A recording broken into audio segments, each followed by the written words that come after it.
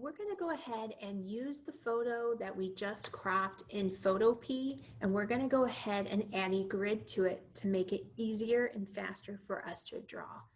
I normally use a grid when I want to spend a bulk of my time working on the technique rather than the accuracy of drawing out the details. So it's a method I use a lot for portrait or really hard angles. So to go ahead and start, get yourself the link for ArtTutor Grid, or you can type in griddrawingtool.com, and you're going to go ahead, hit the start button. For the first page, you're going to upload your image, and you can see here how it says that the image should be either in JPEG or PNG. I found that it didn't work for PNG, and you have to make sure that it's smaller than 4 megabytes in size. If for some reason your image is too large, let me know and I will help you adjust it so that it will work. So I'm going to go ahead and open up my image. So you have to find the one that you cropped. So make sure it's the correct one. So I'm going to open that up, and then I should be able to see the image. The next thing we're going to do might seem a little bit strange, but if your picture is a vertical like mine, you're going to go ahead and rotate it to the right. And so I found that the grid didn't work properly if I didn't make this adjustment.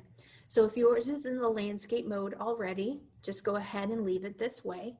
If yours is like mine, go ahead and rotate it to the right or to the left. It really doesn't matter, and hit next.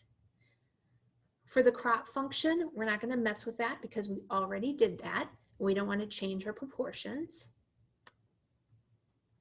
Then to step 4 is the adjustments. This is the corrector that you can do.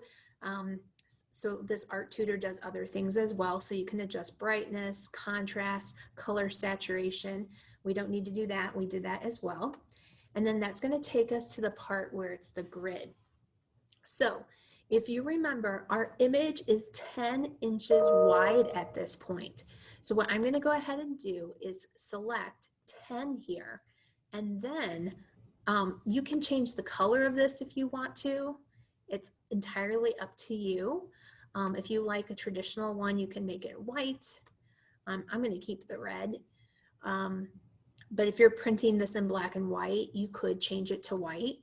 And then I think 2 pixels is good. You're going to hit apply. And so what that's going to do is you'll see that it's going to put a formatted grid across. So basically it's going across every inch. So we have 1, 2, 3, 4, 5, 6, 7, 8, 9, 10, which when we enlarge it will then be multiplied by 2 and will fit the 20 side of the board. And then this is the part that's the important reason that we shifted it to the side is we have a half. So we got 1, 2, 3, 4, 5, 6, 7, and a half. And so now it is good for us to use, and we can go ahead and download that. Now from this download, we can either use it from the screen or we can print it so that we can work with this ratio in order to enlarge our image.